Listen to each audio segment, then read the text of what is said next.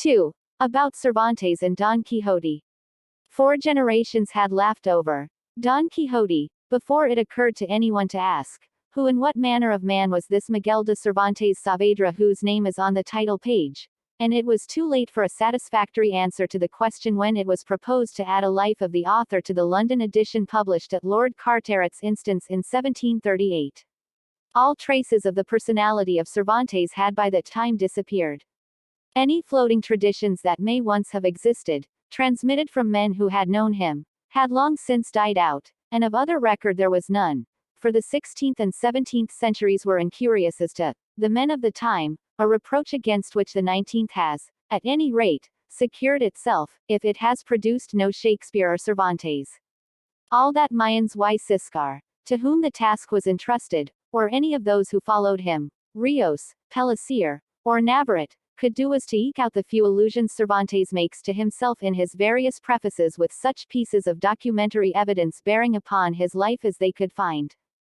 This, however, has been done by the last named biographer to such good purpose that he has superseded all predecessors. Thoroughness is the chief characteristic of Navarrete's work. Besides sifting, testing, and methodizing with rare patience and judgment what had been previously brought to light, he left, as the saying is, no stone unturned under which anything to illustrate his subject might possibly be found. Navarrete has done all that industry and acumen could do, and it is no fault of his if he has not given us what we want. What Hallam says of Shakespeare may be applied to the almost parallel case of Cervantes. It is not the register of his baptism, or the draft of his will, or the orthography of his name that we seek, no letter of his writing, no record of his conversation, no character of him drawn by a contemporary has been produced. It is only natural, therefore, that the biographers of Cervantes, forced to make brick without straw, should have recourse largely to conjecture, and that conjecture should in some instances come by degrees to take the place of established fact. All that I propose to do here is to separate what is matter of fact from what is matter of conjecture, and leave it to the reader's judgment to decide whether the data justify the inference or not. The men whose names by common consent stand in the front rank of Spanish literature, Cervantes, Lope de Vega, Quevedo, Calderón, Garcilaso de la Vega, the Mendozas, Góngora, were all men of ancient families, and, curiously, all, except the last, of families that traced their origin to the same mountain district in the north of Spain. The family of Cervantes is commonly said to have been of Galician origin, and unquestionably it was in possession of lands in Galicia at a very early date, but I think the balance of the evidence tends to show that the Solar, the original site of the family, was at Cervatos in the northwest corner of Old Castile, close to the junction of Castile, Leon, and the Asturias. As it happens, there is a complete history of the Cervantes family from the 10th century down to the 17th extant under the title of Illustrious Ancestry, Glorious Deeds, and Noble Posterity of the famous Nuno Alfonso, Alcalde of Toledo, written in 1648 by the industrious genealogist Rodrigo Méndez Silva, who availed himself of a manuscript genealogy by Juan de Mina, the poet laureate and historiographer of John II. The origin of the name Cervantes is curious. Nuno Alfonso was almost as distinguished in the struggle against the Moors in the reign of Alfonso VII as the Cid had been half a century before in that of Alfonso VI, and was rewarded by divers grants of land in the neighborhood of Toledo. On one of his acquisitions, about 2 leagues from the city, he built himself a castle which he called Cervatos, because he was lord of the Solar of Cervatos in the Montana, as the mountain region extending from the Basque provinces to Leon was always called. At his death in battle in 1143, the castle passed by his will to his son Alfonso Munio, who, as territorial or local surnames were then coming into vogue in place of the simple patronymic, took the additional name of Cervatos. His eldest son Pedro succeeded him in the possession of the castle, and followed his example in adopting the name, an assumption at which the younger son, Gonzalo, seems to have taken umbrage. Everyone who has paid even a flying visit to Toledo will remember the ruined castle that crowns the hill above the spot where the bridge of Alcántara spans the gorge of the Tagus, and with its broken outline and crumbling walls makes such an admirable pendant to the square solid Alcazar towering over the city roofs on the opposite side. It was built, or as some say restored, by Alfonso VI shortly after his occupation of Toledo in 1085, and called by him San Servando after a Spanish martyr, a name subsequently modified into San Servan, in which form it appears in the Poem of the Cid, San Cervantes, and San Cervantes, with regard to which last the Handbook for Spain warns its readers against the supposition that it has anything to do with the author of Don Quixote. Ford, as all know who have taken him for a companion and counselor on the roads of Spain, is seldom wrong in matters of literature or history. In this instance, however, he is in error. It has everything to do with the author of Don Quixote, for it is in fact these old walls that have given to Spain the name she is proudest of today.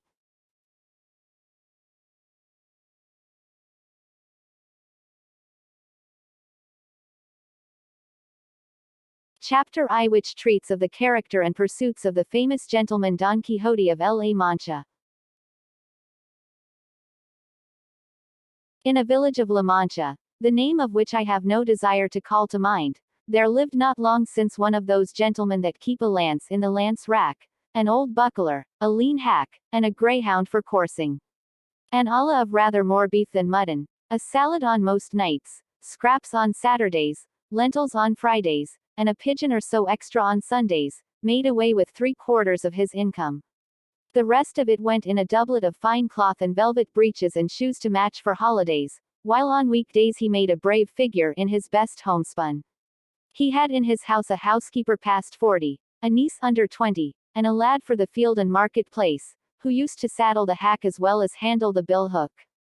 The age of this gentleman of ours was bordering on 50. He was of a hardy habit, spare, gaunt-featured, a very early riser and a great sportsman.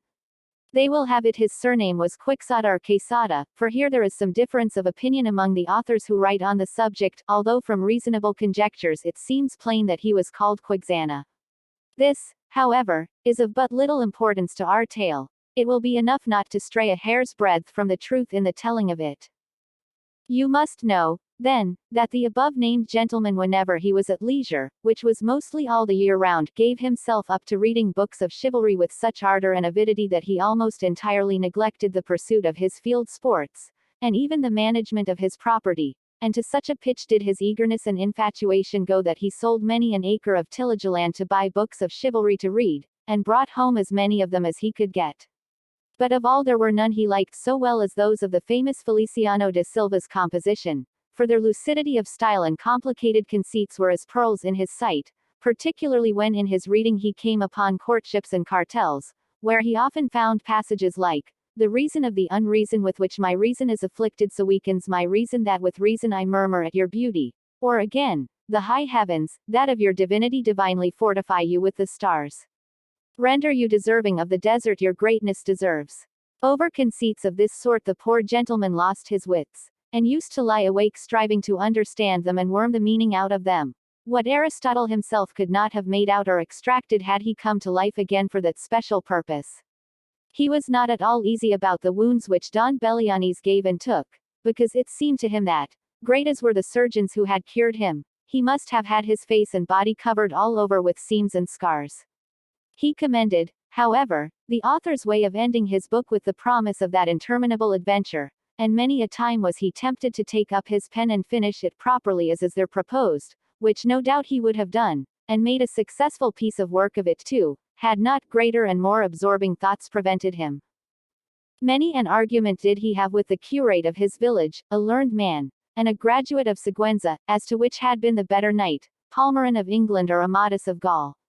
Master Nicholas, the village barber, however, used to say that neither of them came up to the knight of Phoebus, and that if there was any that could compare with him it was Don Galaor, the brother of Amadis of Gaul, because he had a spirit that was equal to every occasion, and was no finikin knight, nor lachrymose like his brother, while in the matter of valor he was not a whit behind him.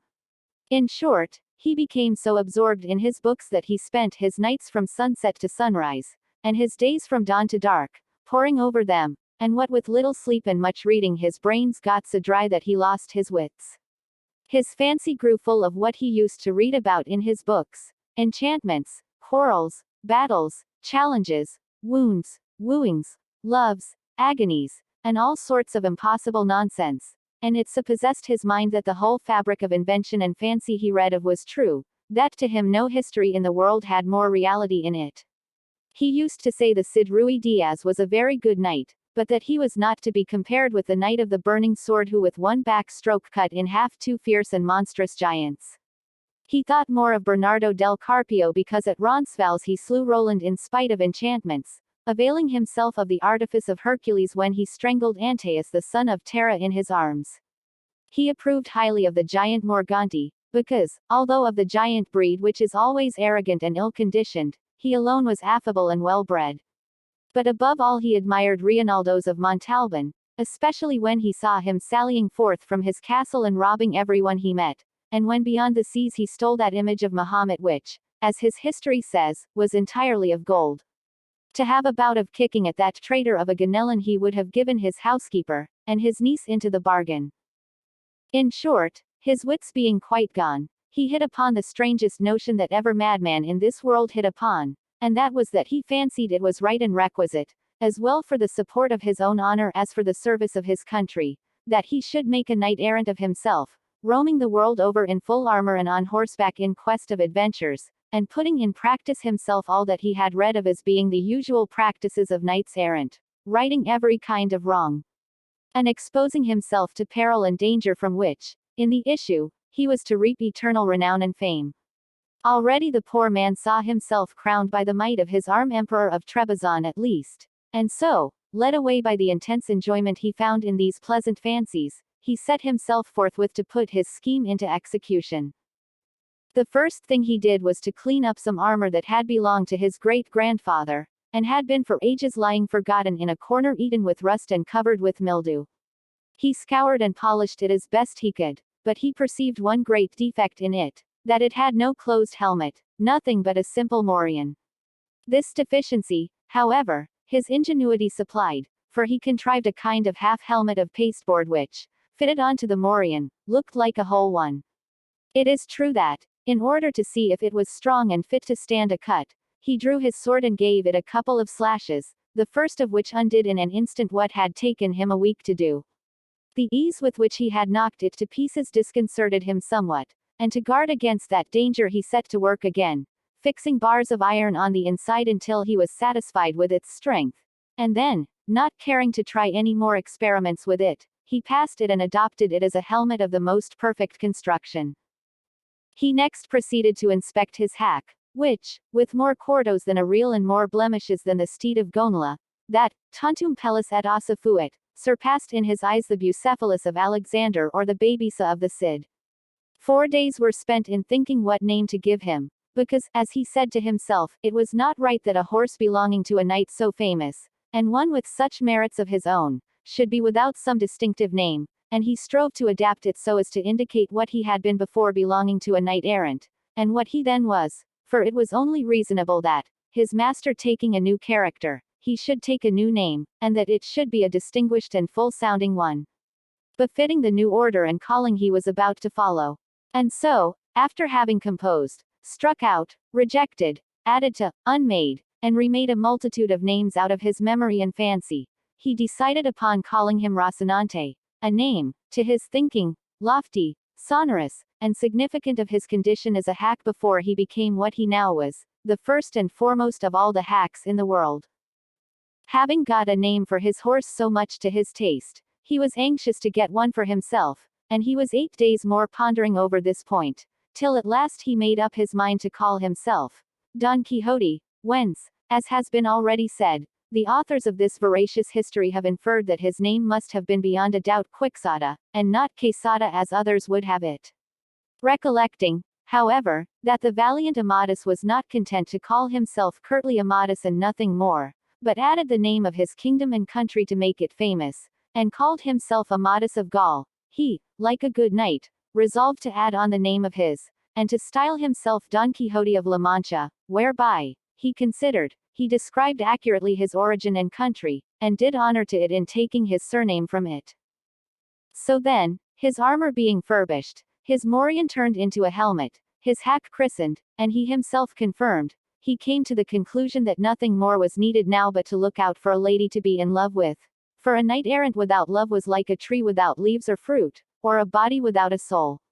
As he said to himself, if, for my sins, or by my good fortune, I come across some giant hereabouts, a common occurrence with knights-errant, and overthrow him in one onslaught, or cleave him asunder to the waist, or, in short, vanquish and subdue him, will it not be well to have someone I may send him to as a present, that he may come in and fall on his knees before my sweet lady, and in a humble, submissive voice say, I am the giant Caraculiambro, lord of the island of Melindrania, vanquished in single combat by the never sufficiently extolled knight Don Quixote of La Mancha, who has commanded me to present myself before your grace, that your highness dispose of me at your pleasure. Oh, how our good gentleman enjoyed the delivery of this speech, especially when he had thought of someone to call his lady. There was, so the story goes, in a village near his own a very good-looking farm girl with whom he had been at one time in love, though, so far as is known, she never knew it nor gave a thought to the matter. Her name was Aldonza Lorenzo, and upon her he thought fit to confer the title of Lady of his thoughts, and after some search for a name which should not be out of harmony with her own, and should suggest and indicate that of a princess and great lady, he decided upon calling her Dulcinea del Toboso, she being of El Toboso, a name, to his mind, musical, uncommon, and significant, like all those he had already bestowed upon himself and the things belonging to him. Chapter 2, which treats of the first sally the ingenious Don Quixote made from home. These preliminaries settled, he did not care to put off any longer the execution of his design, urged on to it by the thought of all the world was losing by his delay, seeing what wrongs he intended to right, grievances to redress, injustices to repair, abuses to remove, and duties to discharge. So, without giving notice of his intention to anyone, and without anybody seeing him, one morning before the dawning of the day, which was one of the hottest of the month of July, he donned his suit of armor, mounted Rocinante with his patched-up helmet on, braced his buckler, took his lance, and by the back door of the yard sallied forth upon the plain in the highest contentment and satisfaction at seeing with what ease he had made a beginning with his grand purpose. But scarcely did he find himself upon the open plain, when a terrible thought struck him, one all but enough to make him abandon the enterprise at the very outset. It occurred to him that he had not been dubbed a knight, and that according to the law of chivalry he neither could nor ought to bear arms against any knight, and that even if he had been, still he ought, as a novice knight, to wear white armor, without a device upon the shield until by his prowess he had earned one.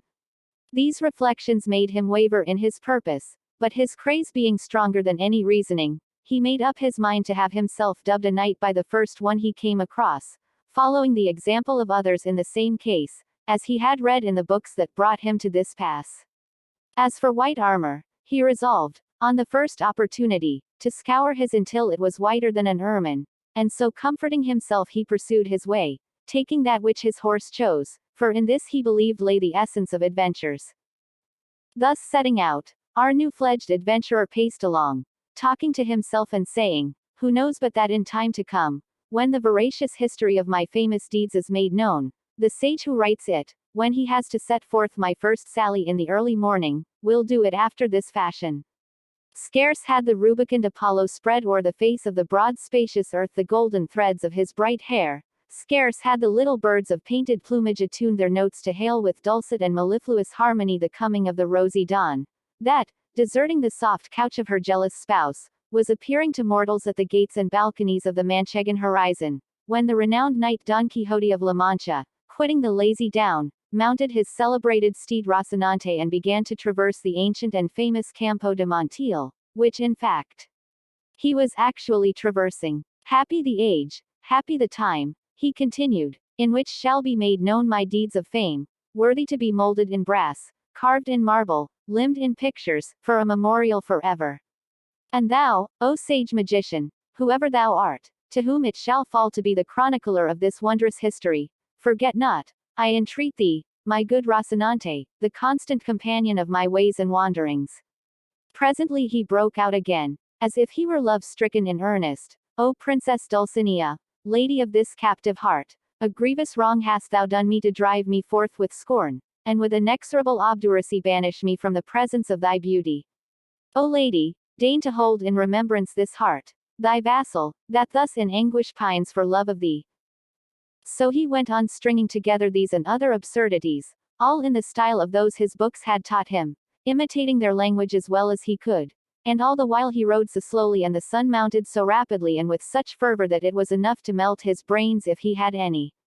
Nearly all day he traveled without anything remarkable happening to him, at which he was in despair, for he was anxious to encounter someone at once upon whom to try the might of his strong arm.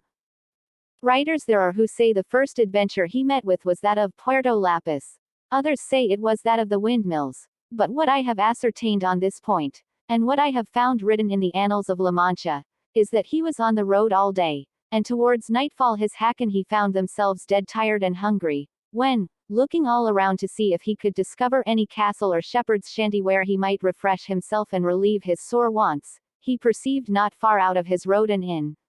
which was as welcome as a star guiding him to the portals, if not the palaces, of his redemption, and quickening his pace he reached it just as night was setting in. At the door were standing two young women, girls of the district as they call them, on their way to Seville with some carriers who had chanced to halt that night at the inn, and as happen what might to our adventurer, everything he saw or imagined seemed to him to be and to happen after the fashion of what he read of. The moment he saw the inn he pictured it to himself as a castle with its 4 turrets and pinnacles of shining silver, not forgetting the drawbridge and moat and all the belongings usually ascribed to castles of the sort. To this inn, which to him seemed a castle, he advanced, and at a short distance from it he checked Rocinante, hoping that some dwarf would show himself upon the battlements, and by sound of trumpet give notice that a knight was approaching the castle. But seeing that they were slow about it, and that Rocinante was in a hurry to reach the stable, he made for the inn door, and perceived the 2 gay damsels who were standing there, and who seemed to him to be 2 fair maidens or lovely ladies taking their ease at the castle gate. At this moment it so happened that a swineherd who was going through the stubbles collecting a drove of pigs, for, without any apology, that is what they are called, gave a blast of his horn to bring them together, and forthwith it seemed to Don Quixote to be what he was expecting, the signal of some dwarf announcing his arrival, and so with prodigious satisfaction he rode up to the inn and to the ladies, who, seeing a man of this sort approaching in full armor and with lance and buckler, were turning in dismay into the inn. When Don Quixote, guessing their fear by their flight, raising his pasteboard visor, disclosed his dry dusty visage, and with courteous bearing and gentle voice addressed them, "Your ladyships need not fly or fear any rudeness, for that it belongs not to the order of knighthood which I profess to offer to anyone, much less to high-born maidens as your appearance proclaims you to be."